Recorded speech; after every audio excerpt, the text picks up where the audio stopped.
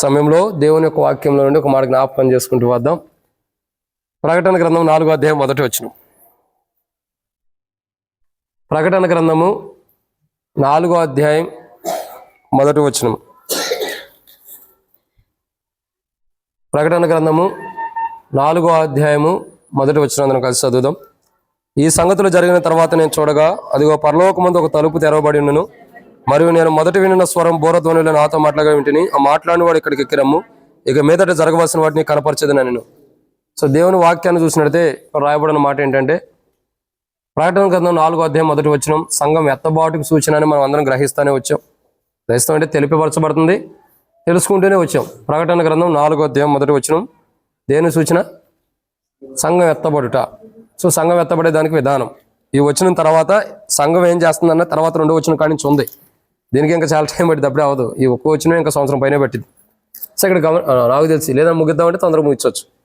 So దేవుని వాక్యాన్ని చూసినట్లయితే రాయబడినటువంటి మాట ఏంటంటే సంఘం ఎత్తబడుట. ఎవరు ఎత్తబడుతున్నారు సంఘం కంటే? మొట్టమొదటిగా ఎవరు ఎత్తబడుతున్నారు? మరణం కాని నిద్రలో ఉండేవాళ్ళు ఎత్తబడుతున్నారు. ఒక 5 వారాలు చూసాం. సో తర్వాత చూసినట్టయితే ఎవరు ఎత్తబడుతున్నారంటే 2వ కోణంలో సజీవులే కానీ జీవం కలిగిన వారు ఎత్తబడుతున్నారు. ఎవరండి? సజీవులే కానీ జీవం కలిగినటువంటి వారు ఎత్తబడుతున్నారు. ఇప్పుడు జీవం కలిగిన వారి గురించి, సజీవులైండి జీవం కలిగిన వారి గురించి ఎన్ని వారాలు ధ్యానిస్తూ వచ్చాం? 17 ఆదివారాలు ఆరాధనలు అయిపోయి 18 కూడా కంప్లీట్ చేసాం. ఇదన్నో వారం? 18వ వారం. ఆరాధన అయిపోయింది వర్తమానం, కానీ దేవుని వర్తమానం, ప్రభు యొక్క బల వర్తమానంలో ఇది 18వ వారం. సరే, ఒక విషయం ఏంటంటే 18 వారాలు మనం ధ్యానిస్తూ వచ్చాం. 17 వారాలు. 17 వారాలు మొదటి వారం ఏ వర్తమానం చెప్పాను చెప్పండి? పోనీ 2వ వారం, పోనీ 3వ వారం, పోనీ 15వ వారం, పోనీ 16వ వారం. మొదటి బోర గురించి చెప్పాం. రక్తం మిళితమైందే వస్తుందన్నది 16వ ఆదివారం టేబుల్ వర్తమానం చెప్పాం. 17వ వారం అది ఇక 2వ బోరకి వెళ్తారు. 18వ వారం అదేంటి చెప్పమ్మా? 3వ బోర చెప్పేసావా? అయిపోయింది వర్తమానం. కానీ మన పరిస్థితులు ఏంటంటే విన్నాం, ఈరోజు బాగా చెప్పాడు అనుకుంటాం, కానీ మనం అలా ఉండం. విన్నాము, బాగా చెప్పాడు అనుకుంటాము, ఆ బాగా కాస్త మనకేం గుర్తుండదు. అవునా? మనకేమీ కూడా గుర్తుండదు. ఆడే పెట్టుకో, ఉపయోగపడితే. కాబట్టి దేవుని వాక్యాన్ని చూసినట్టయితే, దేవుని లేఖన భాగాలు చూసినట్టయితే బైబిల్లో రాయబడి మాట, ఆ పైన బయట ఉన్నటువంటి అవనస్తులందరిని పిలిచిరాను. నువ్వు వద్దులే శాంసన్, నువ్వు కూడా వెళ్తే ఆడిపోతావు. కానీ పోను మొత్తం ఈ యవనస్తులు జాన్ పీటర్, సాయి కిరణ్, ఇంకెవరు ఉండరు, సీనన్నల అబ్బాయి, ఇంకా శోభాక్కల అబ్బాయిని అందరిని పిలవండి. వాళ్ళు టాయిలెట్ అది అని చెప్పి బయటికి వెళ్తారు. ఇక్కడ లోపల టాయిలెట్స్ ఉండే, రమ్మనండాలి. కాబట్టి దేవుని వాక్యాన్ని చూసినట్టయితే బైబిల్లో మనం చూస్తున్నటువంటి మాట సంఘం ఎత్తబడుట. ఎవరు ఎత్తబడుతున్నారు? సజీవులే కానీ జీవం కలిగినటువంటి వారు సంఘంగా ఎత్తబడుతున్నారు. సరే, ఇప్పుడు మనం చూసేటటువంటి మాట ఏంటంటే సజీవులే జీవం కలిగిన వారు ఎత్తబడుతున్నారు. జీవం కలిగిన వారిలో ఈరోజు ఎన్నో వారం చూస్తున్నాం? ప్రభు వల్ల వర్తమానం అంటే 18వ వారాన్ని ఈరోజు చూస్తున్నాం. ఈ 18వ వారంలో మనం చూసే మాట ఏంటంటే సంఘం ఎత్తబడుతుంది. ఎవరు ఎత్తబడుతున్నారంటే జీవం కలిగిన వారు. ఏ జీవం కలిగిన వారు అని అంటే యెషయా గ్రంథం 4వ అధ్యాయం 3వ వచనం రాయబడినట్లు, యెషయా గ్రంథం 4:3లో రాయబడినట్లు యెరూషలేములో జీవం పొందుటకై దాఖలైన వారు అని రాయబడుతూ వచ్చింది. నూతన యెరూషలేములో మన పేరు దాఖలు చేసుకోవడానికి ఎవరైతే సిద్ధంగా ఉండి నూతన యెరూషలేము జీవం కలిగిన వారు కానీ నేను జీవం కలిగిన వారికి ఉండాలని తమ పేరు జీవం కలిగిన వారికి దాఖలు చేసుకున్నారు, వారు ఎత్తబడుతున్నారు. వారు ఎత్తబడక మునుపు వారు ఎత్తబడిన తర్వాత ఏం జరుగుతుందంటే దానియేలు గ్రంథం 12వ అధ్యాయం 1వ వచనం రాయబడుతూ వచ్చింది, భూమి మీదకు గొప్ప ఆపదలు రాబోతున్నాయి. ఆపదల నుండి ఏం చేయబడుతుంది?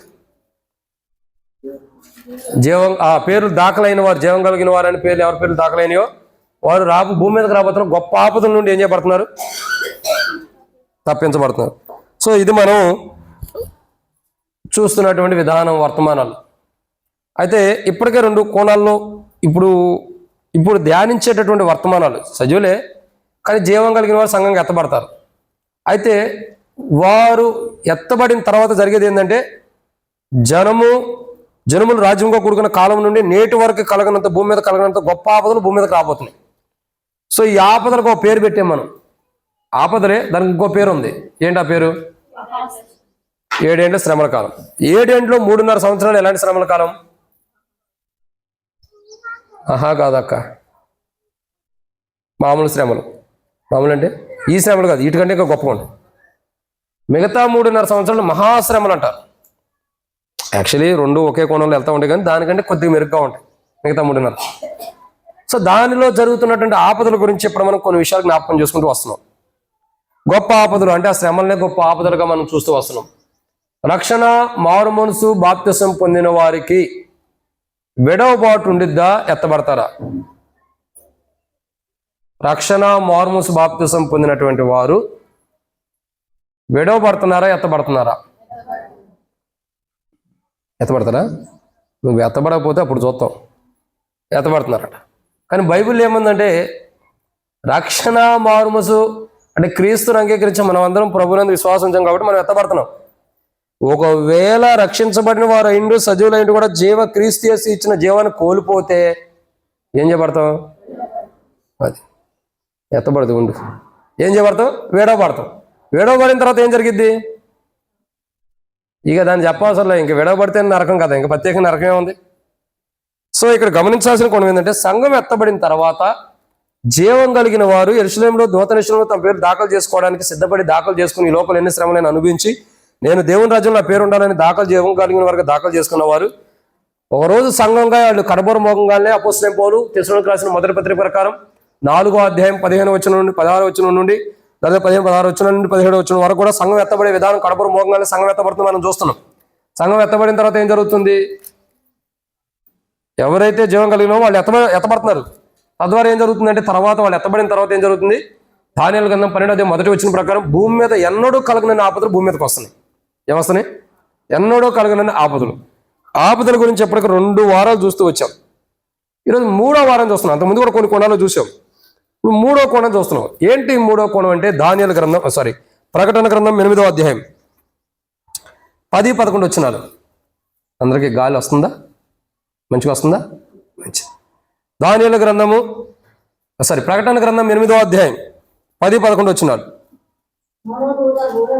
3వ దూత బోర ఊదినప్పుడు దివిటి వలె మండుచున్న ఒక పెద్ద నక్షత్రం ఆకాశం నుండి రాలి నదుల 3వ భాగం మీదను నీటి బొగ్గల మీద పడెను. మాచిపత్రి అని పేరు.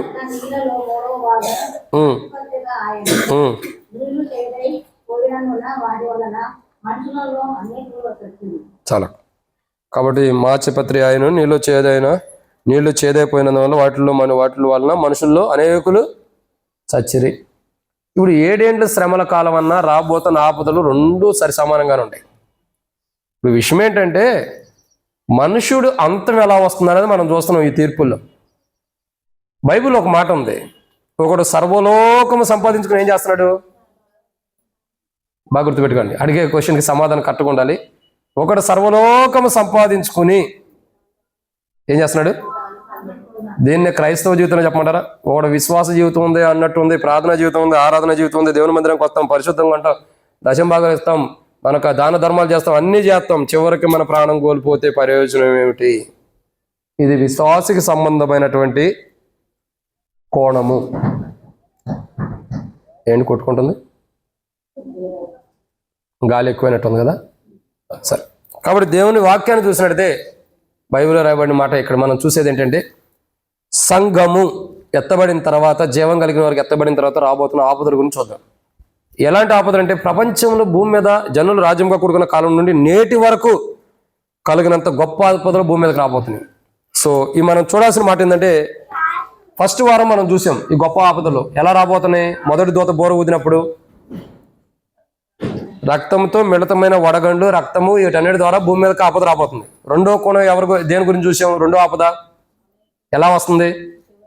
సముద్రములో ఏం జరుగుతుంది? సముద్రంలో 2వ దూత బోర ఊదినప్పుడు అగ్నిచేత మండుచున్న పెద్ద కొండ సముద్రంలో పడటం ద్వారా సముద్రం నీటికి వస్తున్న సందర్భాన్ని చూసాం. ఇది 2 కోణాలే.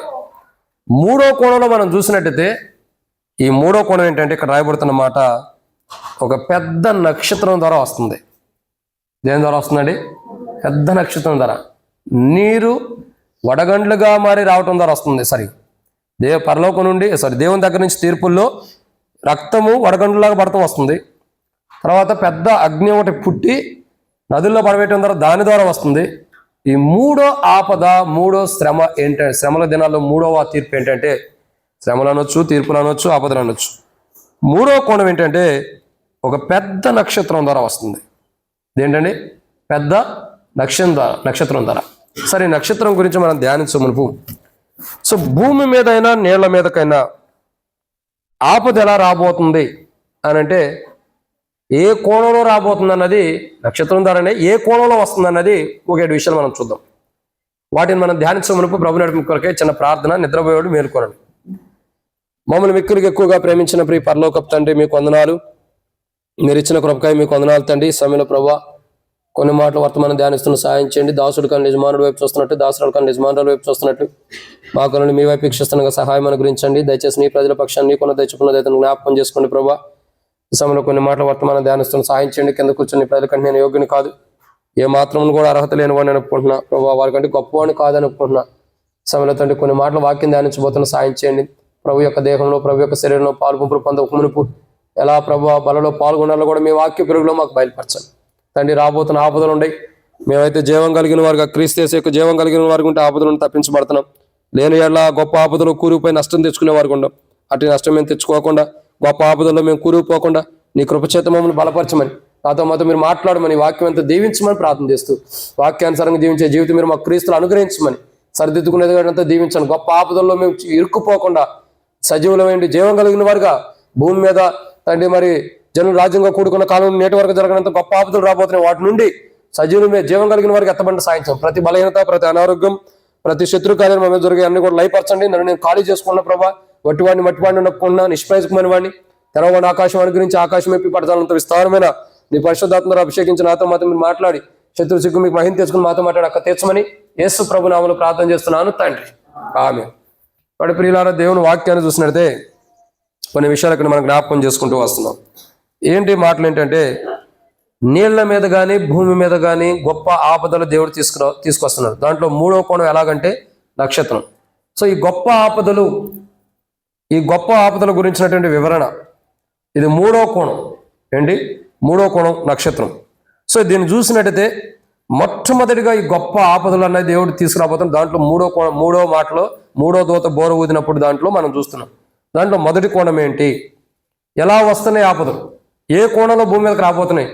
మీరు అనొచ్చు, బ్రదర్ ఇవన్నీ మరి ఆరాధన టేబుల్ వర్తమానంలో ఎందుకు చెబుతున్నామంటే, మనం వాటి నుండి తప్పించబడుతున్నందుకు దేవుని ఆరాధించాలా? విడవబడితే ఇలాంటి పరిస్థితి వచ్చి ఉండిద్ది కాబట్టి మన జీవితంలో అది రాకుండా ఉండటం కొరకు సరిదిద్దుకోవడానికి. వాస్తవానికి ఈ సూచనలన్నీ కూడా రక్షణ, మారుమోసు, బాప్తిసం పొందినటువంటి వారు, క్రీస్తు మరణంలో పాలుపంపు లేని వారికి మెయిన్ ఇంపార్టెంట్. కానీ రక్షించబడి మనం కూడా వాళ్ళకే అనుకోకూడదు, మనకు కూడా వర్తిస్తాయి. అందుకే మనం విడవబడితే జరిగే సిచ్యువేషన్స్ అంటే, విడవబడతామంటే మన జీవితంలో భూమి మీద విడవబడిన వారికి ఎలా జరుగుతాయి, అంతకంటే ఘోరంగా జరుగుతాయి. అందుకే బైబిల్లో ఒక మాట ఉంది, యాకోబు పత్రికలో ఏమనుందంటే, మీలో అనేకులు బోధకులు కాకుండాడి అని ఉంది. ఏం కావద్దు? అందరికి ఇష్టం ఏంటి? సేవకుడు 7 పాయింట్లు చెబుతున్నాడు, నేను కూడా 7 పాయింట్లు చెప్పాలి. ఇష్టం ఉండదా? ఆయనలాగా నేను వర్తమానం చెప్పాలి, ఆయనకులాగా నేను వర్ణించాలి, ఆయనకులాగా చెప్పాలనుకుంటావు. చెప్పు. ఆయన ఆత్మ అయిందే, నీ ఆత్మ ఇదే. చాలా మంది అనుకుంటారు నేను బోధ చేయాలని. కానీ బైబిల్ ఏమంటుంది తెలుసా? యాకోబు పత్రికలో మీలో అనేకులు బోధకులు కాకుండాడి. ఎందుకు కావద్దు అంటున్నాడు? అక్కడ ఏం అభివృద్ధి? బోధకులమైన మనము మరి కఠినమైన తీర్పు ఉందంట. బోధకులమైన మనము మరి కఠినమైన, అంటే ఒక బోధించేవాడికి అంత కఠినంగా తీర్పు ఉన్నప్పుడు, ఆ బోధ విని సరైన విధానంలో జీవించి సాక్ష్యాన్ని సరిదిద్దుకోలేని వాడికి ఇంకెలా ఉంటుందో ఆలోచించండి.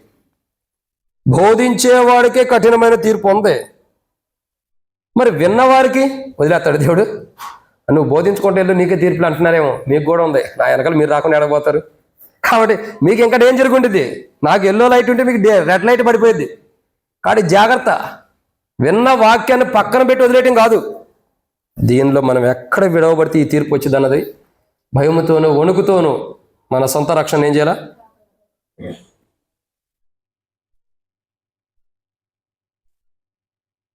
వాళ్ళు చూడు ఏంటో ఆటలాడుతున్నారు, వాళ్ళని ఇటు కూర్చోబెట్టి ఇటు తీసుకురా, లోపల తీసుకురా ఇద్దరిని, బయట ఉండవాళ్ళిద్దరు.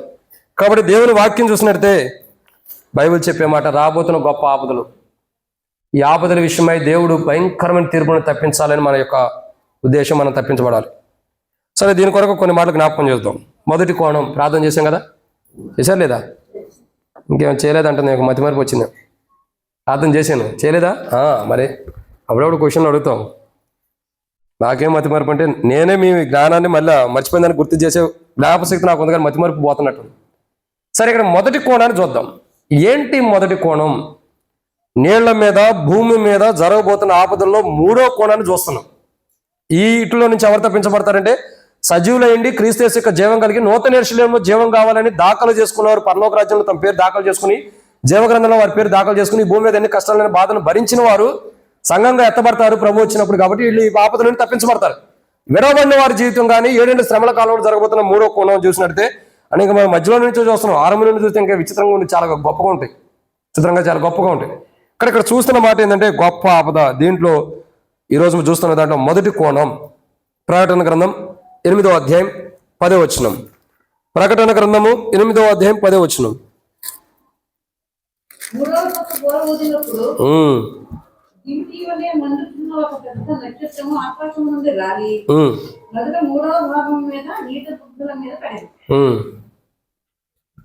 చాలు లెక్క చదవండి. చాలు లెక్క. ఇక్కడ మొదటి కోణాన్ని చూస్తాను. భూమి మీద, నీటి మీద కానీ భూమి మీద కానీ, ప్రజెంట్ నీటి మీద జరగబోతున్న సిచ్యువేషన్ ఇది. దీని విధానాన్ని చూసినట్లయితే ఈ ఆపద ఎలా వస్తుంది అని అంటే, ఈ శ్రమల దినాల్లో గొప్ప ఆపద ఎలా వస్తుందంటే, 7 శ్రమల దినాల్లో రాబోతున్న గొప్ప ఆపద ఎలా వస్తుందంటే, దివిటి వలె మండుచున్న ఒక నక్షత్రము. దివిటి అంటే అర్థం ఏంటి? దివిటి అంటే ఏంటి? ఏంటి చెప్పండి, పర్లేదు. దీపం దీపంలోకి ఇట్లా పట్టుకునేది, కాగడా టైప్లో, అదేనమ్మా లాంతరం. ఇంకా చూడండి, మీరు చెప్తేనే దాని వర్తమానం ఇంకా నునుపుగా వచ్చేసింది బయటికి. లాంతర్ లాంటిది, తర్వాత కాగడా లాంటిది. కాగడా అదే కదన్న ఫైనలా? ఓకే, ఎందుకంటే టీచర్స్ ఉంటారు కాబట్టి వాళ్ళకి ఎక్కువ తెలుసు, కాబట్టి నాకు తెలియదు. కాబట్టి నేను పరలోక సంబంధమైన టీచర్నే కాబట్టి వాడు మా అన్ని అంత అవగాహన ఉన్న టీచర్లు కాబట్టి వాళ్ళు చెప్పారు కాబట్టి అదే ఓకే చేద్దాం.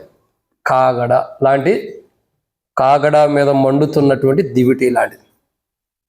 ఇప్పుడు గమనించాల్సిన కోణం ఏంటంటే, భూమి మీదకి పెద్ద నక్షత్రము ద్వారా, ఆ మాటలో చెప్పాలంటే ఇక్కడ రాయబడుతున్నమాట, దివిటి వలె మండుచున్న పెద్ద నక్షత్రము ద్వారా భూమి మీదకి ఆపద రాబోతుంది. భూమి మీదకి ఆపద రాబోతుంది. నేను ఇంతకుముందు కూడా చెప్పి చూశాను. సహజంగా ఏదన్నా ఒక నక్షత్రం రాలిపోయింది అనుకోండి, దాన్ని ఏమంటారు? అందరూ ఏమంటారు? రాలిపోయినటువంటి నక్షత్రాన్ని చూసిన వాళ్ళు ఏమంటారు? ఏదంటే జరిగిపోయింది, మనసు లేదనుకుంటే అది అంటారు. ఏం జరగదు, దేవుడు అనుకుంటే జరిగింది. నక్షత్రం రాలిపోతే దాని కాలం అయిపోయి అది రాలిపోతుంటే దాన్ని చూసిన వాడు అందరూ కూడా దాని చూసిన వాళ్ళు అందరూ కూడా జీవితం ఏదనుకుంటే అది జరిగిద్ది అంట. అది జరిగే లెక్క అయితే దేవుడు ఎందుకు, సేవకులు ఎందుకు కొత్త మనం బోధించడానికి? నక్షత్రాలు వచ్చి బోధిస్తాయి కదా. కానీ ఇక్కడ గమనించాల్సిన కోణం ఏంటంటే, ఏ నక్షత్రాలు అయితే మనం చూస్తున్నాము, ఏ నక్షత్రాలు అయితే కంటికి ఇంపుగా ఉండయో, ఏ నక్షత్రాలు అయితే కంటికి ఇంపు సొప్పుగా కనపడుతున్నాయో, ఒక పెద్ద నక్షత్రం అన్నది ఉంది. దీనికంటే శ్రేష్టకరమైనది ఎందుకంటే మంచిదని కాదు, దీనికంటే పెద్ద నక్షత్రం ఒకటి ఉంది, ఒక గొప్ప నక్షత్రం ఒకటి ఉంది. బైబిల్ రాయబడుతూ వచ్చింది ప్రకటన గ్రంథం 8వ అధ్యాయంలో 10వ వచనంలో, ఒక పెద్ద నక్షత్రము నదుల మీద కానీ సముద్రం మీద కానీ, మూడో దూత బూర ఊదినప్పుడు దివిటీలో మనుచున్న ఒక పెద్ద నక్షత్రం ఆకాశం రాలి నదులు 3వ భాగం మీద పడిను. సో మొట్టమొదటి కోణం చూసినట్టయితే ఒక పెద్ద నక్షత్రము ద్వారా ఏం రాబోతుందండి? ఆపదలు రాబోతున్నాయి. ఏ నక్షత్రాలు చూసైతే ఇన్ని సంపుగా ఉండి అనుకుంటామో, ఏ నక్షత్రాలు చూసైతే బాగుండే అనుకున్నామో, వాటికంటే పెద్ద నక్షత్రం ఒకటి ఉంది. ఆ నక్షత్రం ఎలా ఉందంటే దివిటి వలె మండుచు ఉంది. అది ఎలా ఉందండి? ఆ నక్షత్రము దివిటి వలె మండుచు ఉంది. కాబట్టి ఒక పెద్ద నక్షత్రం ఆకాశం రాలుతుంది. అది ఎలా ఉందంటే దివిటి వలె మండుచుంది. ఒక కాగడ ఎలాగైతే ఆరిపోకుండా మండుతూ ఉండిద్దో, ఎలాగైతే ఒక కాగడ, ఒక దివిటి లాంటి పెద్ద అగ్ని ఎలాగైతే మండుచూ ఉండిద్దో, అలాగూ దేవుడి భూమి మీదకి గొప్ప భయంకరమైన ఆపద ఒక పెద్ద నక్షత్రంలో తీసుకురాబోతున్నాడు. ఇప్పుడు మన కళ్ళకు చూసే నక్షత్రం తమ వెలుగును, తమ ప్రకాశాన్ని బట్టి, తమలో ఉన్న వెలుగును బట్టి మనం ఏమనుకుంటే నక్షత్రాలు ఎంత బాగుండే అనుకుంటాం. నక్షత్రాలు కూడా కొంతమంది పేర్లు పెడతారంట. పెట్టిన వాళ్ళు ఉండరు. ఏనా సైన్స్లో కొన్ని పెడతారా లేదా?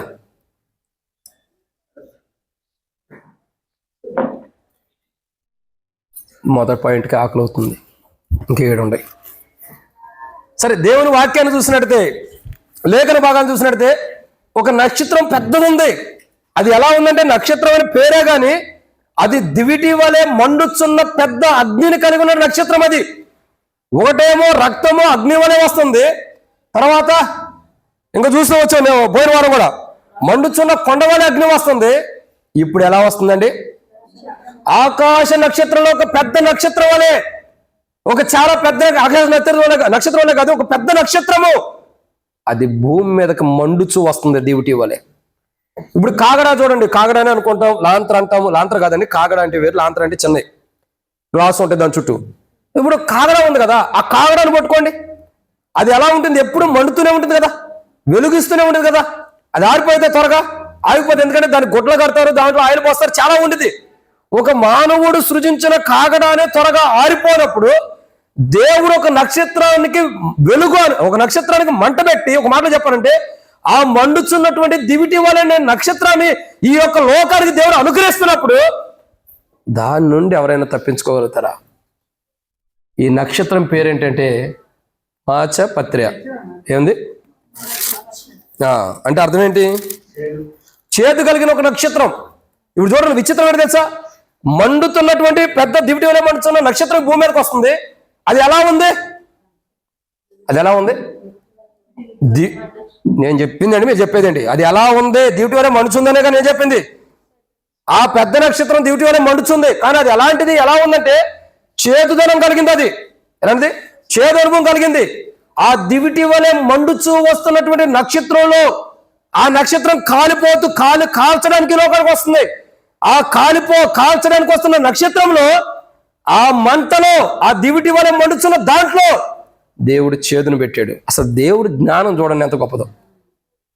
మండుచున్న నక్షత్రంలో చేదు అనుభవం పెట్టాడు దేవుడు. దివిటి వలె మండుచున్న చేద. ఇప్పుడు మంటలో ఏం పెడతాం సహజంగా? మనం ఏం పెడతాం చెప్పండి? సపోజ్ అన్నం పెడతాం లెక్క. ఒక మాట చూడండి, ఇప్పుడు మంటలో ఏదన్నా మనకు అదృష్టం బాగుండి దేవుని కృప ప్రతి సంవత్సరం 31st లాంటివి వచ్చినాయి అనుకోండి, ఫస్ట్ లాంటి ఒక గొర్రెను మేకను తెచ్చుకుని బలిచ్చుకుని ఏం చేస్తాం? దాన్ని కాళ్ళు పెట్టుకుని కాళ్ళు తీసుకెళ్ళి కాల్చు తింటాం, అవునా? అప్పుడెప్పుడు ఫంక్షన్లు కూడా తెచ్చుకుంటాం కదా. ఇప్పుడు మంటలో ఏం చేస్తున్నాము? గొర్రె కాళ్ళు, మేక కాళ్ళు, తలకాయో ఏదో, మన తలకాయ కాదులేండి, ఆ తలకాయ తీసుకెళ్ళి కాల్చి చేసుకుంటున్నారు. అది కదా, కాల్చడానికే కదా. కాల్చిన తర్వాత ఏమవుతుంది? దాని రూపం మారిపోతుంది, అంతే కదా. ఏదైనా ఒక మంటతో కాల్స్తున్నామంటే, ఇప్పుడు బియ్యాన్నే ఆ నీటిలో పెట్టి కింద మరిగించి కాలుస్తున్నామంటే భగవాన్ని దాంట్లో బియ్యం కానీ దాంట్లో ఉన్న నీటి ద్వారా బియ్యం కాస్త అన్నం అయిపోతుంది, అంటే మార్పు వస్తుంది. కానీ ఇక్కడ విచిత్రం ఏంటంటే దేవుడు అనుమతించినటువంటి ఆ నక్షత్రం చేదుగా ఉంది. సరే, ఆ మండుచున్నటువంటి దివిటి గల నక్షత్రంలో దేవుడు చేదును పెట్టాడు. ఇప్పుడు మంట ద్వారా ఏమవుతుందంటే ఒక రూపం పోయి మరొక రూపం వస్తుంది, కానీ ఇక్కడ రావట్లా. ఎందుకని? ఇప్పుడు మీరు బాగా గమనించండి, నేను మళ్ళీ చదువుతున్నా చూడండి. బయటికి వెళ్ళండి అందరూ కూడా, ఇప్పుడు వెళ్ళొద్దండి, తర్వాత లేదా మీ ఇంటికాడైనా సరే వాటర్ తీసుకుని దాంట్లో రైస్ వేసి, భగవాన్లో వాటర్ పెట్టి దాంట్లో రైస్ వేసి కింద మంట పెట్టేవానికి ఏమైంది? ఆ మంట భగవాన్కి వెళ్తుందారా లేదా ఆ యొక్క డిషెస్ తగులుతుందారా? దాంట్లో ఉన్న వేడి బయటికి రావడం ద్వారా ఏం జరుగుతుంది? అన్నం ఉడుకుతుంది. అంటే ఈ వేడి ఏం చేస్తుంది?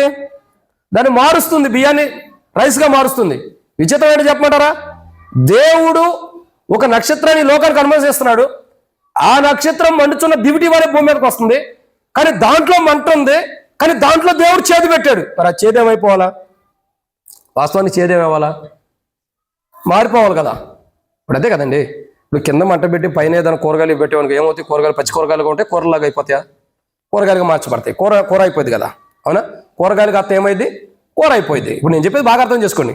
కూరగాయలు సైతం మేము బౌల్లో పెట్టి కింద మంట పెట్టి దాన్ని వండుతున్నప్పుడు కూరగాయలు కూర అయిపోయినప్పుడు, బియ్యం కాస్త రైస్ అయిపోయినప్పుడు, అవును కదా, రైస్ కాస్త ఏమవుతుంది? బియ్యం కాస్త అన్నం అయిపోతున్నప్పుడు, అంటే నిప్పు కింద పెడుతుందారా ఏమైతే? నిప్పులో అది ఉంటుందారా? మార్పు చెందుతుంది ఏదైనా. కానీ ఇక్కడ విచిత్రం ఏంటి తెలుసా? మార్పు అన్నది లేదు. దివిటి వలె మండుచున్నటువంటి ఒక పెద్ద నక్షత్రంలో దేవుడు చేదు అనుభవాన్ని పెట్టేశాడు. అందుకే దానికి మాచపత్రి అని పేరు. అంటే చేదు నక్షత్రము. ఆ చేదు కలిగిన నక్షత్రం భూమి మీద కానీ నేలలో కానీ అతి సమీపంగా పడబోతున్న దినాలు రాబోతున్నాయి. అందుకే అక్కడక్కడ యుద్ధాలు. బైబిల్లో రాబడుతూ వచ్చింది, జనం మీదకి జనం, రాజ్యం మీదకి రాజ్యం లెగుస్తారంట. ఒకరికొకరు సమాధానం ఉండదు. అన్నదమ్ముల మధ్యలో సమాధానం ఉండదు. అక్క చెల్లెల మధ్యలో సమాధానం ఉండదు. అత్త కోడల మధ్యలో సమాధానం ఉండదు. బహుశా ఉంటే ఇంకా సమాధానం ఉంది, లేదంటే దేవుని రాజ్యం సమీపిస్తుంది. అత్త కోడల మధ్యలో అసమాధానం. వీటన్నిటికి కారణం ఏంటి చెప్పాలి? చైర్లో ఉండే అత్తలు కోడలతో సమాధానం లేకపోవడానికి కారణం ఏంటి? ప్రభు రాకడ సమీపిస్తుంది. దివిటి వలె మండుచున్నటువంటి ఒక అగ్నితో కూడినటువంటి చేదు అనుభవం కలిగిన నక్షత్రం భూమి మీద రాబోతున్న దినాలు రాబోతున్నాయి. అంటే భయంకరమైన పరిస్థితులు రాబోతున్నాయి. ఈ భయంకరమైన పరిస్థితుల్లో ఆ దివిటి వలె మండుచున్నటువంటి నక్షత్రంలో దాంట్లో అది చేదుగా చేయబడింది కాబట్టి చేదు నక్షత్రం నుండి తప్పించబడిన వాడు ఎవరో లేరు. చూడండి, మన పితరులు చేదు నీళ్లు తాగటానికి వెళ్ళారు. తాగారా? లేదు. అవును కదా? దాని గురించి తర్వాత నేను వివరణ ఇస్తాను. దేవుడు ప్రభు తరుణం ఇస్తే నేనేమంటానంటే భయంకరమైనటువంటి ఒక నక్షత్రం. ఇప్పుడు మనం చూసే నక్షత్రాలు కాదు, ఇవే మనకంటే ఇంపుగా ఉన్నాయి. కానీ వీటికంటే ఒక గొప్ప నక్షత్రం ఒకటి ఉంది. ఆ గొప్ప నక్షత్రం ఏం చేయబోతుంది? అది గొప్పదిగా పెద్ద నక్షత్రం అంటే అది. ఆ పెద్ద నక్షత్రాన్ని దేవుడు సిద్ధపరిచాడు. ఇంకా మనకు చూపించడా ఆ పెద్ద నక్షత్రం ఏంటన్నది? చూపించడా? మనం చూసే నక్షత్రాలు ఎలా ఉంటాయి? చిన్నగా కనపడుతున్నాయి. దాని దగ్గరికి వెళ్ళి అది ఎంత పెద్దదో కనపడింది. కానీ వాటికంటే ఒక పెద్ద నక్షత్రం దేవుడు సృష్టించాడు. అది దేని కొరకంటే చేదు మిళితమై దాంట్లో అది మండుచున్నటువంటి దివిటి వలె మండుచున్న అగ్ని కలిగినటువంటి ఒక పెద్ద నక్షత్రాన్ని దేవుడి భూమి మీదకు అనుమతించడానికి ఒక పెద్ద నక్షత్రాన్ని సిద్ధపరిచి పెట్టాడు. ఇది 7 ఏళ్ల శ్రమల కాలంలో జరగబోతున్న భయంకరమైన తీర్పు. పెద్ద నక్షత్రంలో దేవుడు చేదునుంచాడు. ఆ చేదు మనుషులకి నష్టం పరుస్తుంది తప్పక మేలు చేయట్లా. ఇప్పుడు మనం ఉదయం ఇంతకుముందు ఆరాధన వర్తమానంలో కూడా చూస్తూ వచ్చాం. నయోమి యొక్క జీవితం ఏముంది? చేదు అనుభవం. ఇప్పుడు ఈ చేదు అనుభవం ద్వారా నయోమికి వచ్చిన లాభం ఏంటి? ఏం లేదు. భర్తని కుమారులు ఇద్దరిని కోల్పోయింది, కుటుంబాన్ని కోల్పోయింది. ఈ చేదు అనుభవం ద్వారా ఏం జరిగింది? తన జీవితంతో నాశనం చేసుకుంది. చేదు అనుభవం ద్వారా ఇంకేం జరుగుతూ వచ్చింది? ఆ బుక్కులు చూడాలి. అంత మించి ఏం చేస్తాం? మనం మైండ్లో ఉంటేనే కదా. ఇక్కడ ఆ కోతి ఎటు పోతుందా, ఈ కోతి ఎటు వస్తుందని చూస్తాం తప్పక మనకి మైండ్లో వాక్యాలు ఉండవుగా. వాక్యాలు ఉంటేనే కదా. ఫస్ట్ మనం ఏమీ లేని వారికి అవుతున్న చేదు అనుకుంటున్నారా? 2 బాధించబడుతున్నాం. 3 దుఃఖంతో ఉన్నాం. 4 ఖాళీ చేయబడుతున్నాం. 5 ఆపదల్లో ప్రమాదాలు, గొప్ప ఆపదలు ప్రమాదాల్లో ఉన్నాం. ఆపత్కరమైన పరిస్థితుల్లో ఉంటున్నాం, అకస్మాత్తుమైన పరిస్థితులు. 4 5 6 మన జీవితాన్ని మనం నాశనం చేసుకుంటున్నాం. 7 కుటుంబాన్ని కూడా నాశనం చేసుకుంటాం. ఇది గొప్ప ఆపదలో ఉండటం. అంటే ఒక మనిషి ఆపదలో చేదు అనుభవం ఉంటేనే ఇలా నష్టపోతుంటే, ఒక మనిషి గొప్ప నక్షత్రం, పెద్ద నక్షత్రం భూమి మీద రాబోతుంది. ఇది మనుషుల్లో జీవితాల్లోకి వచ్చిన చేదు కాదు. అదే చేదు నక్షత్రంగా ఒక నక్షత్రం, గొప్ప నక్షత్రం, చేదుగా ఉన్నటువంటి నక్షత్రం భూమి మీద రాబోతుంది. చేదు అనుభవాలు జీవితంలో ఉంటేనే ఇలా నష్టపోతున్నప్పుడు, చేదు అనుభవాలు జీవితంలో ఉంటేనే ఒక గొప్ప నష్టాన్ని తెచ్చుకున్నప్పుడు, ఒక నక్షత్రమే చేదుతో కూడింది భూమి మీద రాబోతుంది. ఒక చేదు కలిగిన నక్షత్రం భూమి మీదకి దేవుడు పంపించడానికి సిద్ధపరిచించాడు. ఎవరి కొరకు సిద్ధపరిచాడు? ఎవరి కొరకు నక్షత్రాన్ని సిద్ధపరిచాడు చెప్పండి? ఎవరి కొరకు? విడవబడిన వారు, సజీవులైండి క్రీస్తు యేసు యొక్క జీవం కలిగి సంఘముగా ఎత్తబడినటువంటి వారి గురించి కాదు ఆ యొక్క నక్షత్రం. ఆ గొప్ప నక్షత్రం, ఆ చేదు నక్షత్రం, ఆ పెద్ద నక్షత్రం విడవబడిన సంఘానికి కాదు. అది విడవబడుతున్నటువంటి ప్రజల కొరకే తప్ప, విడవబడిన వారు కాదు, విడవబడుతున్న వారికే తప్ప ఎత్తబడిన వారికి కాదు. అది ఎవరైతే సంఘంగా ఎత్తబడుతున్నారో, ఎవరైతే క్రీస్తు యేసు యొక్క జీవం కలిగి ఎత్తబడుతున్నారో, ఎవరైతే యేసు ప్రభువు యొక్క జీవం కలిగి కడబోర మోగంగానే ఇదిగో పెండ్లి కుమారుడు అతన్ని ఎదుర్కోమనగానే ఎవరైతే జీవం కలిగిన వారుగా క్రీస్తు యేసు యొక్క జీవాన్ని కలిగి సజీవులైండి క్రీస్తు యేసు యొక్క జీవం కలిగిన వారు ఎత్తబడుతున్నారు మధ్య ఆకాశానికి. వాళ్ళ కొరకు కాదు అది. ఆ నక్షత్రం, ఆ చేతి నక్షత్రం ఎత్తబడుతున్న సంఘం కొరకు కాదు, విడవబడుతున్న ప్రజల కొరకు. విడవబడుతున్న వారి కొరకు. ఆ పెద్ద నక్షత్రము, దానిలో ఉన్నటువంటి చేదుదనం, యేసు ప్రభువుని నమ్మక ఇంకా నయోమి వలె చేదు జీవితాన్ని కలిగి ఉన్న వారి కొరకే తప్ప రక్షణ, మారు మనసు, బాప్తిసం పొంది యేసు ప్రభువు స్వరక్తం ద్వారా కలగబడి క్రీస్తు యేసులో ఉన్న జీవాన్ని పొందుకున్న వారి కొరకు కాదు అది. ఇప్పుడు అర్థం చేసుకో, ఆ నక్షత్రం ఎవరి కొరకు? ఇప్పుడు నువ్వెలా ఉండా మరి ప్రియ సోదరుడు సోదరి? నీవు నేను ఎలా ఉన్నావు? ఆ చేదు నక్షత్రం ఎవరి కొరకు? విడవబడిన వారి కొరకు. సో మనం విడవబడతామన్నావా లేదా? చెప్పండి, మీరు చెప్పండి ఒక త్వరగా. చాలా టైం అయిపోయింది, నేను చాలా వర్తమానం ధ్యానించాల్సిన చాలా ఉంది. ఇప్పుడు మనం విడవబడుతున్నామా లేదా? ఏదో ఒక ఆన్సర్ చెప్పండి, జోతక్కలేదు, లేకపోతే ఏదో ఒకటి చెప్పేసింది. అందుకే డల్గా ఉన్నాం ఈరోజు. చెప్పండి, విడవబడుతున్నావా లేదా? మరి విడవబడతామా లేదా అదన్నా చెప్పండి. విడవబడం. ఇప్పుడు చూడు, ఆరాధన వర్తమానంలో ఏం చూసాం? నయోమి యొక్క జీవితంలో చేదనుభవం ఎలా ఉంది? చేదనుభవం ఉందన్న దాని సూచన కదా. చేదనుభవం ఏంటి?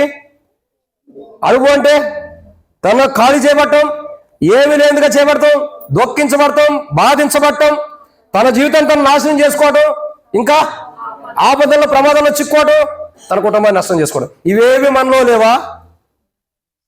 మీరు చెబుతున్నారు కదా మనం విడవబడిన వారు కదంటే, మరి ఇవేవి నీలో లేవా? ఈ చేదనుభవం ఎలా ఉందో ఆ చేదనుభవం కలిగిన వారి కొరకే ఆ నక్షత్రం మండుచున్న దివిటి వలె ఈ భూమి మీద కానీ నీళ్ళ మీద కానీ వస్తుంది. చేదనుభవం ఏంటి? తన జీవితాన్ని తను నాశనం చేసుకున్న వారే చేదనుభవం కలిగిన వారు. ఈరోజు నీ జీవితం ఎట్లా ఉంది? నీ ప్రవర్తన ఎలా ఉంది? నీ మాట ఎలా ఉంది? నీ ఆలోచన ఎలా ఉంది? నీ ఉద్దేశాలు ఎలా ఉంది? నీ జీవితం నువ్వు నాశనం చేసుకున్నట్టుందా? నయోమి వలె పోగొట్టుకున్నట్టుందా? రూతు వలె సమకూర్చబడుతున్నట్టుందా? ఈరోజు ఎలా ఉన్నా మనల్ని మనం పరీక్షించుకోవాలి, సరిదిద్దుకోవాలి. నాశనం చేసుకున్న జీవితం మనకుంది. ఎందుకు? మధురమైన జీవితాన్ని నయోమి కాదనుకుని మోయాబు దేశం అంటే చేదనుభూలోకి వెళ్ళడం ద్వారా తన జీవితాన్ని నాశనం చేసుకుంది. దేవుడిచ్చిన మధురమైన జీవితాన్ని పోగొట్టుకున్న ద్వారా తన జీవితాన్ని నాశనం చేసుకుంటూ వచ్చింది. ఈరోజు యేసు ప్రభువు కలువరి శిలువలో ఆయన కార్చిన రక్తం ద్వారా మనకి ఇచ్చిన మధురమైన జీవితం, ఆయన కార్చిన రక్తం దగ్గరికి, ఆయన శరీరం దగ్గరికి వచ్చిన మన జీవితాలు ఎలా ఉంది? ఇప్పుడు ఆయన కలువరి శిలువ ద్వారా ఒక మధురమైన జీవితాన్ని మనకి ఇచ్చాడు. ఈరోజు నయోమి వల్ల ఆ జీవితాన్ని పోగొట్టుకుని ఉంటే ఇప్పుడు నువ్వు బలలో పాల్గొన్న ప్రయోజనం ఏముంది? ఇంకా నయోమియే బెటర్ మనకంటే. ఏమంటుంది అమ్మా? నన్ను నయోమి అని పొగడొద్దు, కానీ నాలో చేదు అనుభవం ఉంది. నేను పైకే నయోమిని, లోపల నాలో మారా అనుభవం ఉంది. దయచేసి నన్ను నయోమి అనొద్దు అంటుంది. ఆమె సరిదిద్దుకోవడానికి ఇష్టపడింది. తన జీవితం, తన నష్టాన్ని తను సరిదిద్దుకోవడానికి ఇష్టపడుతుంది. ఒక గొప్ప ఆపద ప్రళయం అనే భూమి మీదకి చేదుతో మిళితమైనటువంటి ఒక నక్షత్రం మండుచున్న దివిటి వలె ఉన్న నక్షత్రంలో చేదుని దేవుడు సమకూర్చారు కాబట్టి ఆ చేదు ద్వారా వచ్చే నక్షత్రం నుండి కాపాడబడాలంటే నయోమి వలె నేను మారా అనుభవంలో ఉండా, చేదు అనుభవంలో ఉండా. కాబట్టి నా జీవితం ఇంకా చేదులోనే ఉంది. అది మారితేనే నేను రాబోతున్నటువంటి దివిటి వలె మండుచున్న గొప్ప పెద్ద నక్షత్రం, చేదు అనుభవం కలిగిన నక్షత్రం నేను కాపాడబడతా. నయోమి లాంటి జీవితం నాలో ఉంది. ఏంటి? మారా అనుభవం ఉంది. నయోమి ఒప్పుకుంది, తిరిగి మధురమైన అనుభవాన్ని సంపాదించుకుంది. ఆ అనుభవం నాకు కూడా కావాలని ఆ చేదు అనుభవం కలిగిన మన జీవితాన్ని సరిదిద్దుకున్నప్పుడు దివిటి వలె మండుచున్నటువంటి చేదు అనుభవం కలిగినటువంటి ఆ పెద్ద నక్షత్రం ద్వారా రాబోతున్న ఆపదల నుండి మనం కాపాడబడతాం. లేకపోతే దాంట్లోనే కూలిపోతాం. ఇది మొదటి మాట. రెండవ విషయం, ప్రకటన గ్రంథము 8వ అధ్యాయం 10వ వచనం. మూడవ దూత బూర ఊదినప్పుడు దివిటి వలె మండుచున్న నక్షత్రము ఆకాశం నుండి రాలి నదుల మూడవ భాగం మీదను నీటి బుగ్గల మీదను పడింది. చాలనా? రెండో కోణం, ఆకాశం నుండి నక్షత్రం రాలటం ద్వారా రాబోతుంది. ఒకటి ఎలా వస్తుంది? దివిటి వలె మండుచున్నటువంటి ఒక నక్షత్రంలో ఉన్న చేదు ద్వారా వస్తుంది. రెండోది ఎలా వస్తుంది? ఆకాశం నుండి రాలుతున్నటువంటి నక్షత్రం ద్వారా. ఏమని రాబడుతూ వచ్చిందండి? పెద్ద నక్షత్రం ఆకాశం నుండి రాలింది. ఇప్పుడు ఆపద మానవుడికి ఎలా వస్తుందంటే ఆకాశంలో ఉన్న నక్షత్రం రాలిపోవటం ద్వారా. మీరు ఎప్పుడైనా నక్షత్రాలు రాలేటప్పుడు చూసారా? చూడలేదా? చూసారా? ఎక్కడికి వెళ్ళింది అది? రాలిపోయిన నక్షత్రం ఎక్కడికి వెళ్ళింది? ఏ ఊరికి వెళ్ళిందో తెలుసా మీకు? తెలీదా? చూశారుగా? తెలీదా? నాకు తెలియదు. తెలియనప్పుడు దాని గురించి మనకెందుకు చెప్పండి, నేను అడగటం మీరు చెప్పటం సరే. సరే, అసలు విషయం ఏంటంటే ఒక నక్షత్రం అన్నది ఆకాశం నుండి పెద్ద నక్షత్రం ఒకటి రాలిపోతుంది. ఎలా ఉందండి? ఒక పెద్ద నక్షత్రం ఆకాశం నుండి రాలిపోబోతుంది. రాలిపోతున్నటువంటి ఆకాశం నుండి పడుతున్న నక్షత్రం ద్వారా గొప్ప ఆపద భూమి మీదకి రాబోతుంది. దేని ద్వారా అండి? దివిటి వలె మండుచున్న పెద్ద నక్షత్రం ద్వారా. అదే నక్షత్రం రాలిపోవటం ద్వారా ఏం జరుగుతుంది? గొప్ప ఆపద. నక్షత్రం రాలిపోయి విడవబడిన వారి మీదకి ఆపద తీసుకురావడానికి అది వస్తుంది. రాలిపోయి నక్షత్రం ఏమవుతుందండి? అది రాలిపోయి రావడానికి కారణం ఏంటంటే విడవబడిన వారి జీవితాల్లోకి ఆపద తీసుకురావడానికి వస్తుంది. ఇప్పుడు మన జీవితాలు కూడా విడవబడిన స్థితిలో ఉంటే ఏ నక్షత్రాలను చూసైతే మనం సంతోషిస్తామో, ఏ నక్షత్రాలను చూసైతే ఆనందిస్తామో, అలాంటి నక్షత్రాల్లో ఒక పెద్ద నక్షత్రం దేవుడు సిద్ధపరిచాడు. ఆ నక్షత్రం భూమి మీదకి నదుల మీదకి రాలి పడబోతుంది. ఒక పెద్ద నక్షత్రం ఒక్కసారిగా రాలిపోయి పడిపోబోతున్న దినాలు రాబోతున్నాయి. దాని ద్వారా గొప్ప ఆపదలు భూమి మీదకి రాబోతున్నాయి. దాని ద్వారా గొప్ప ఆపదలు. రాలిపోతున్నటువంటి నక్షత్రం ద్వారా భూమి మీదకి ఆపదలు వస్తున్నప్పుడు అది ఎవరి మీదకి వస్తుందంటే విడవబడిన వారి మీదకి వస్తుంది. రాలిపోయిన నక్షత్రం ద్వారా క్రైస్తవ జీవితంలో, విశ్వాస జీవితంలో ఆత్మానుసారంగా ఎదగలేక, దైవికమైన క్రమంలో ముందరకు సాగలేక, విశ్వాస జీవితంలో కొనసాగించలేక మనము రాలిపోయిన వారు ఉంటే అప్పుడు మన బ్రతికేంటి ఆలోచించండి. ఒక రాలిపోతున్న నక్షత్రం రాలిపోవడానికి కారణమే మెయిన్ ఇది, మనుషులకు ఆపద తీసుకురావడానికి.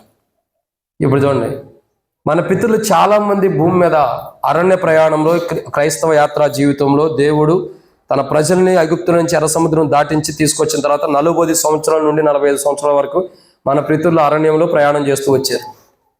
ఈ ప్రయాణ జీవితంలో ఎంతమంది రాలిపోయారు? రాలేరు లేదా? ఎందుకు రాలిపోయారు వాళ్ళు? ఎందుకు రాలిపోయారు? వారు చేసిన తప్పులు ఉన్నాయి. ఒకటి మోషేకు విరోధంగా తిరిగిన వారు ఉన్నారు. నీళ్ళేవో తాగడానికి నీళ్ళేవని, ఐగుప్తీయులలో మాకు మాంసం ఉంది, ఇక్కడ ఏమీ లేదని, చేపలు ఉండే మాంసం ఉందని, ఇవన్నీ తిరుగుబాటు స్వభావం పట్టుకుని రాలిపోతూ వచ్చారు. అంటే జనం మొత్తం ఆల్మోస్ట్ 6 లక్షల మంది కాలుపాలంలో, ఐగుప్తీయులు వచ్చిన వారు 6 లక్షల మంది కాలుపాలంలో ఎంతమంది రాలిపోయారు? మధ్యలో ఎంతమంది? 5,99,998 మంది రాలిపోయారు. మరి ఎంతమంది మిగిలేరు? ఎవరా? ఇద్దరు, యెహోషువ, కాలేబ్. మంచిది, ఇదైతే జ్ఞాపకం చేసుకున్నారు, గుర్తుందలేదు, దేవుని కొందరు. యెహోషువ, కాలేబ్ తప్పక మిగతా వాళ్ళు ఏమైపోయారు? మరి ఏమైపోయారు? మధ్యలోనే రాలిపోయారంట. రాలిపోవటం ఏంటి? దేవుడు రాలిపోవడానికి బయటికి తీసుకొచ్చాడు ఐగుప్తు నుండి. ప్రజలు రాలిపోవాలని బయటికి తీసుకొచ్చాడా? అలాంటి మనస్తత్వం కలిగిన వాడు కాదు దేవుడు. ఒక మనిషి మధ్యలోనే నశించిపోయి నరకానికి వెళ్ళిపోవాలనే, వీడు చచ్చిపోవాలనే దేవుడు తీసినాడు. ఆయన కుమారుని లోకానికి ఎందుకు పంపాడు? మనం పాపంలో చచ్చిపోవాలని కాదు, పాపంలో మనం జీవంలోకి రావాలని కుమారుని పంపాడు. అంటే దేవుడు మన మరణాన్ని కాదు కోరుకుంటున్నాడు, మన జీవాన్ని కోరుకుంటున్నాడు. మరి అట్లాంటప్పుడు ఐగుప్తులో వచ్చిన 6 లక్షల మందిలో 2 మాత్రమే ఉండి మిగతా వాళ్ళు ఎందుకు రాలిపోయారంటే వారు అవిధేయతలు, వారు తిరుగుబాటు స్వభావం, వారు దేవునికి విరోధంగా ఉన్నటువంటి జీవితం, తద్వారా వాళ్ళు ఏమైపోయారు? రాలిపోయారు.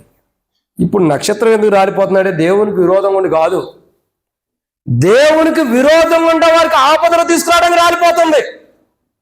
ఇప్పుడు చూడండి, దేవునికి విరోధంగా ఉండేవారు రాలిపోయారు. దేవునికి విరోధంగా ఉండేవారు ఇంకా భూమి మీద ఉంటే, సంఘం ఎత్తబడిన తర్వాత, దేవునికి అనుకూలమైన సజీవమైన సంఘం ఎత్తబడిన తర్వాత, జీవగల సంఘం ఎత్తబడిన తర్వాత, దేవునికి విరోధులు ఎవరైతే ఉన్నారో, దేవునికి విరోధమైన వారు ఎవరు ఉన్నారో వారు ఈ లోకంలో రాలిపోయేటట్టు చేయడం కొరకై మండుచున్న దివిటి లాంటి నక్షత్రము రాలిపోతుంది భూమి మీద. నక్షత్రం నదుల మీదకైనా భూమి మీదకైనా ఎందుకు రాలిపోతుందంటే మనుషుల జీవితాల్లో దేవునికి విరోధంగా ఉన్న మనుషుల యొక్క జీవితాలు సంఘం ఎత్తబడిన తర్వాత విడవబడిన వారు ఉన్నారు. ఈ విడవబడిన వారు ఎవరో చెప్పండి, నేను చెబుతా తర్వాత. ఈ విడవబడిన వారు ఎవరు చెప్పండి? ఎవరు? నేను చెప్పేసామంటారా? మీ టైం వేస్ట్ చేయను, నా టైం వేస్ట్ కావద్దు. ఈ విడవబడిన వారు ఎవరంటే గురుగులు లాంటి వాళ్ళు. ఎవరండి? గురుగులు. గురుగులు ఏమనుకుంటే చెప్పండి, గురుగుల గురించి సాగుతుంది భూమి మీద. గురుగులు ఏమనుకుంటే, అసలు గురుగులు అంటే ఏంటో తెలుసా? చూసారమ్మా? మీరేం చూస్తారులే, మీరు అన్ని సెల్ ఫోన్లు యూట్యూబ్లు చూస్తాం సరిపోతుంది. గురుగులకి ఏం తెలుసు? కొన్ని గురుగుల గురించి తెలిసిన వాళ్ళు ఎవరైనా చేతులేస్తండి. అంతేనా ఏంటి? ఇది బల్ల కోసం చేయత్తమట్లేదండి, గురుగులు తెలిసిన వాళ్ళు చేయత్తండి. ఎవరు తెలీదా? నేను 3-4 కంటే మా వృద్ధాప్యం ఉండవాళ్ళు తప్ప యవనస్తులు మీకు అదేలేండి, మందంతా ఒకే వయసు అంటే ఇలా తప్ప మిగతా వాళ్ళకి తెలియదు అనుకుంటా. గురికింస అంటారు ఆంధ్రాలో, గురుగులు అని కూడా బైబిల్లో రాయబడుతూ వచ్చింది. అది ఎలా ఉంటుందో చెప్పండి, తెలిసిన వాళ్ళు చెప్పండి. మరి మీరు ఇంతకుముందు ఎందుకు చేయత్తలేదు? మరి ఎర్రగుండి దాన్ని ఇప్పుడు చెబుతున్నారు కదా, చెయ్యి ఎందుకు ఎత్తట్లా? ఏమంటాడో దానికి ఏం పెడతాడో లింకులని ఏం లేదు. నేను అడుగుతున్నా. పైకేమో ఎర్రగుండిది, కింద ఎలా ఉండేది? కానీ అది ఏమనుకునేది? నేను బాగుండాను అనుకునేది, బాగానే గోధుమలతో పాటు ఎదుగుతున్నాను అనుకునేది. ఓ టైం వచ్చింది, కోతకాలంలో గురుగులు ఏం చేయబడుతున్నాయి? నేను బాగుండా ఎర్రగుండాను అనుకునేది తన కింద ఉన్న నలుపుని చూసుకోవట్లా, అంటే తాను ఎంత నష్టపోతుందో చూసుకోవట్లా, పైన నేను బాగుండాను అనుకునేది. ఓ టైం వచ్చింది, ఏమవుతుంది? కోసివే పడతాయి, గోధుమలు పక్కకి వెళ్ళిపోతున్నాయి కొట్లోకి, చక్కగా మంచిగా శుభ్రం చేయబడి గురుగులు ఏమవుతున్నాయి? కాలిపోతున్నాయి. ఆరని అగ్నితో కాల్చేస్తున్నారట. ఏంటంటే ఒకరోజు విడవబడిన వారు గురుగులు లాంటి వాడు.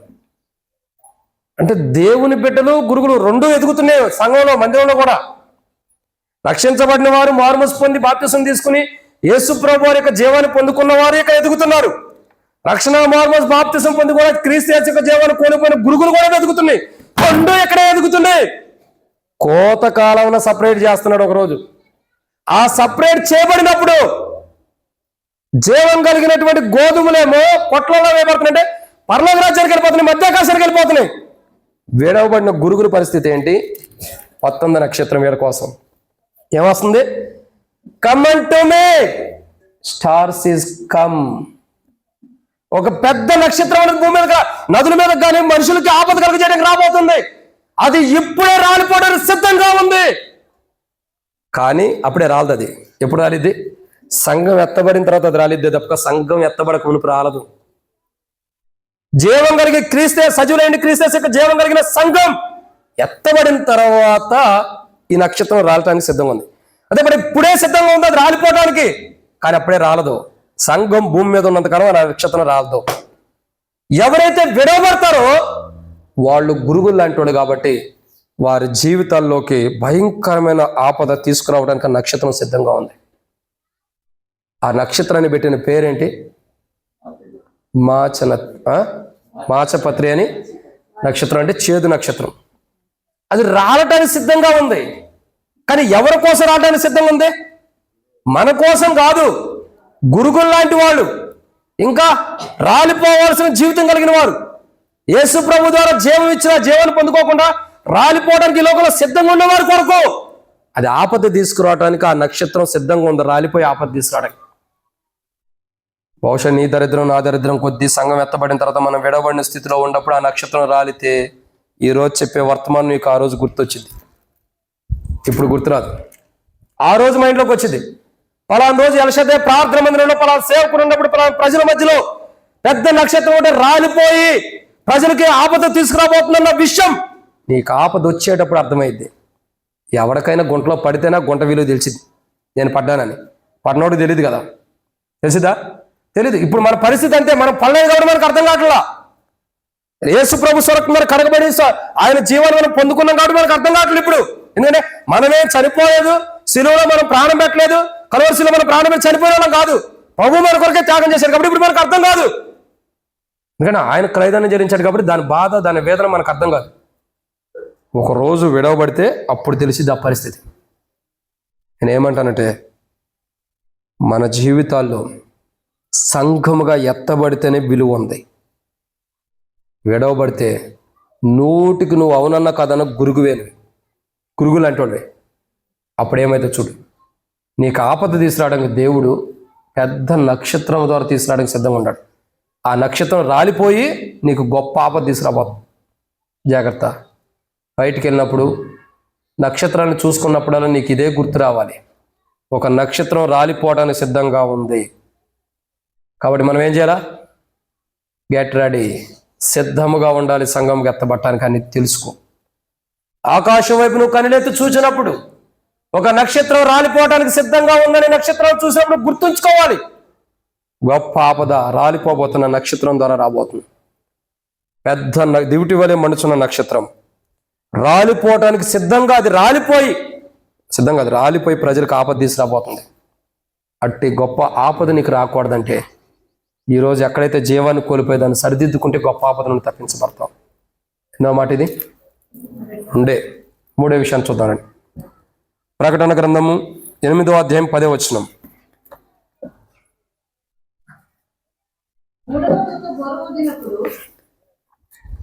చదవండి అక్క.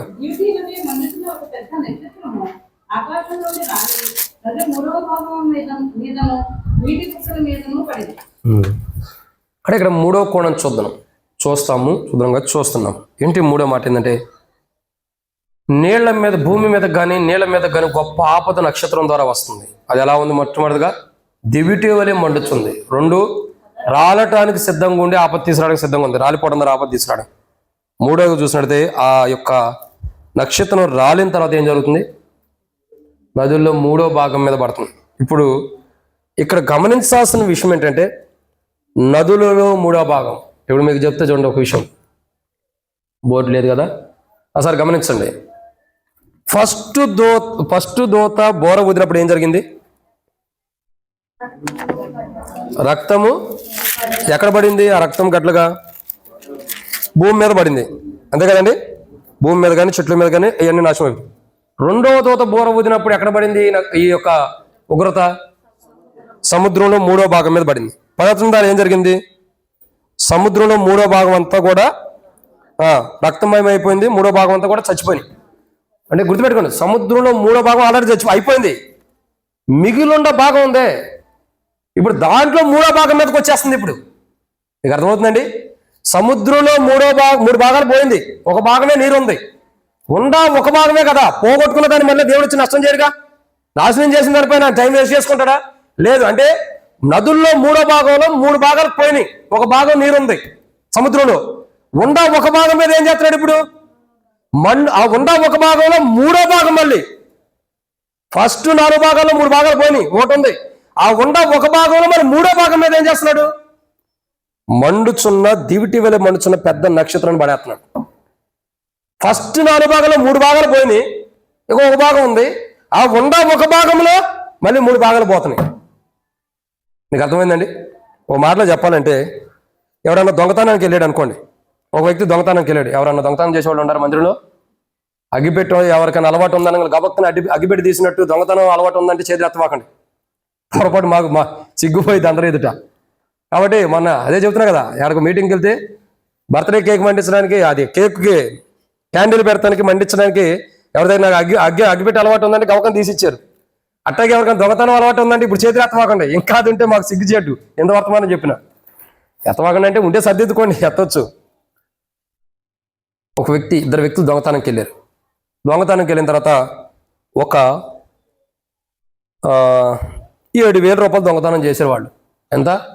7,000. ఇద్దరు పంచుకుంటున్నారు. 7,000 కాదు, 7 కాయలు, డబ్బులు కాదు, కాయలు. 7 కాయలు దొంగతనం చేశారు. దొంగతనం చేస్తే 7 కాయలు ఇద్దరు పంచుకుంటున్నారు. వారిలో చెరువుకు 3 తీసుకున్నారు. నీ 3, నాది ఇది, నీది ఇది, నీది ఇది, 3 6 తీసుకున్నారు. ఇంకొకటి ఉంది. దీన్ని సహజంగా పొదటాడు ఏమంటాడు? ఇది నేను తీసుకుంటారా, నేను మతుడని కదంటారా, నేను ప్రాముఖ్యత వహించగలరా, నేను దొంగతనం చేసి నేనే కదరా, నువ్వు కాపలా ఉండవు కదని మొదటి తీసుకుంటానన్నాడు.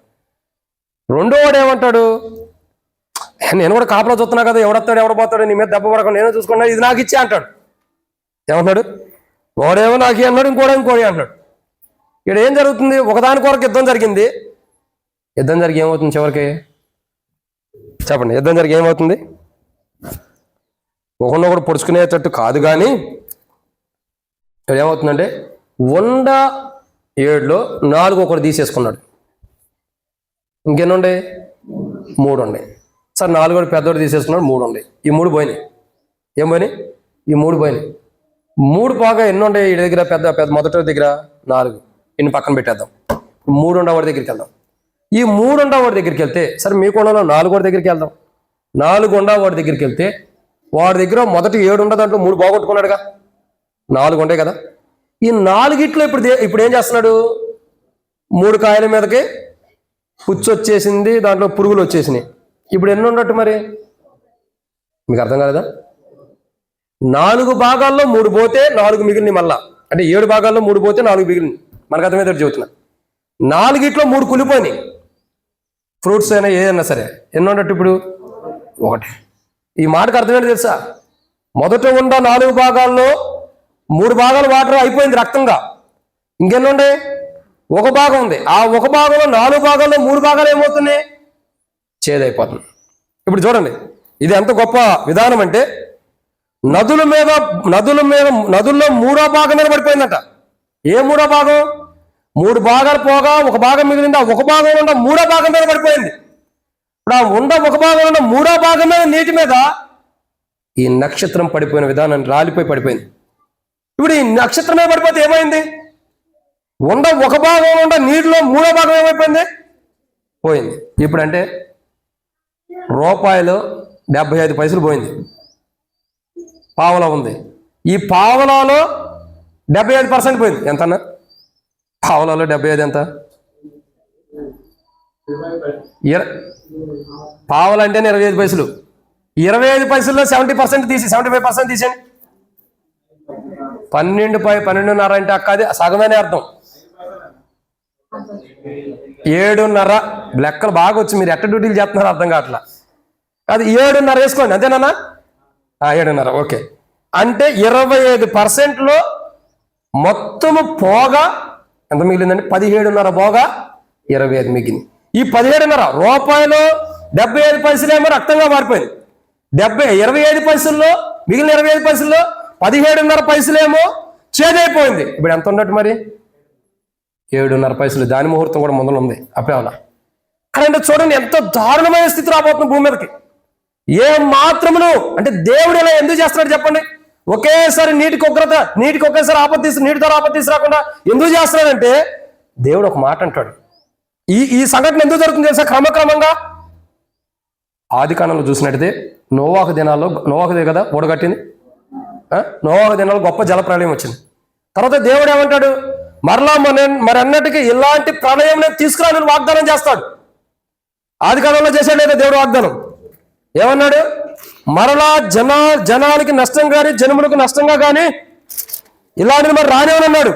చూడండి, ఆదికాండము 8వ అధ్యాయము 21వ వచనం. అప్పుడు యెహోవా ఇంపైన సువాసన ఇవన్నీ అప్పచెప్పిన తర్వాత మీరు ఇక నరులను బట్టి భూమిని మరలా శపించను. ఎందుకనగా నరుల హృదయ ఆలోచనలో వారి బాల్యం నుండి చెడ్డది. నేను ఇప్పుడు చేసిన ప్రకారం ఇకను సమస్త జీవులను సంహరింపను. భూమి మీద నిలిచినంత వరకు వేదన కాలం, కోతకాలం, శీతోష్ణ కాలం, వేసవి శీతకాలంలో రాత్రింబాగులు ఉండక మానవు తన హృదయంలో అనుకోలేను. అంటే ఇప్పుడు తీసుకొచ్చిన జలప్రయాణం లాంటిది మరి తీసుకురానన్నాడు. అన్నాడా లేదా? అలాంటి సన్నివేశం ఉంది. అందుకే దేవుడు ఏం చేస్తున్నాడు? ఇలాంటి సిచ్యువేషన్ మరలా నేను తీసుకురాను అన్నాడు కాబట్టి అది రాకుండా క్రమక్రమంగా అణిచివేస్తున్నాడు. లేకపోతే నోవాహు దినాల్లాగా ఒక్కసారి జలప్రయాణం వస్తే ఏం చేస్తారు? అందరూ కొట్టుకుపోతారు. అలా కాదు, అలా తీసుకురాడని మాట ఇచ్చారు కాబట్టి తీసుకురాట్లా. ఇప్పుడు ఏం చేస్తున్నాడు? మెల్లమెల్లగా తగ్గించుకుంటూ తీసుకొస్తున్నాడు.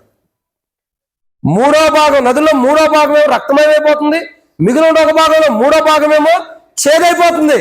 ఇప్పుడు పరిస్థితి ఏంటి చెప్పండి? చేదైపోతుంది. ఇప్పుడు పరిస్థితి ఏంటి? ఏముండదు.